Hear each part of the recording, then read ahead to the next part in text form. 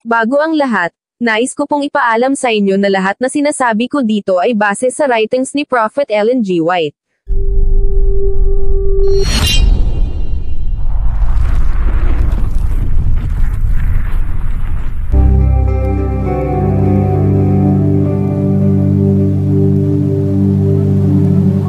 Si Lucifer sa langit, bago ang kanyang paghihimagsik, ay isang mataas at mataas na anghel, kasunod ng parangal sa mahal na anak ng Diyos.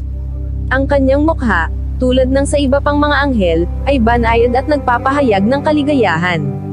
Mataas at malapad ang kanyang noo, nagpapakita ng makapangyarihang talino. Ang kanyang anyo ay perpekto, ang kanyang tindig na marangal at maharlika.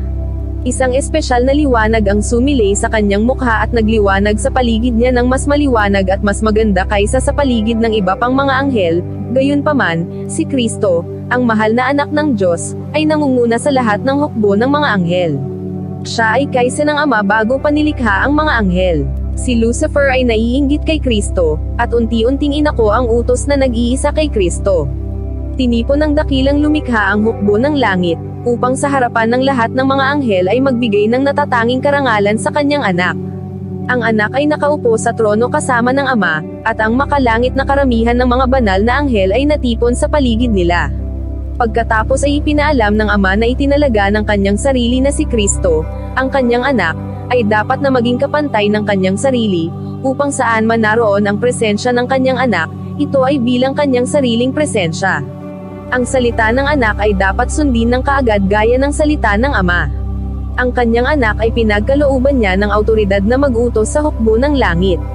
Lalo na ang kanyang anak na gumawa ng kaysa sa kanyang sarili sa inaasahang paglikha ng mundo at bawat buhay na bagay na dapat umiral sa lupa. Ang kanyang anak ay isasagawa ang kanyang kalooban at kanyang mga layunin ngunit walang gagawin sa kanyang sarili lamang. Ang kalooban ng Ama ay matutupad sa kanya. Maraming salamat sa iyong panonood kapatid. Maaari mo pang suportahan ang aking YouTube channel, sa pamamagitan ng pag-like at pag-subscribe. God bless po sa iyo.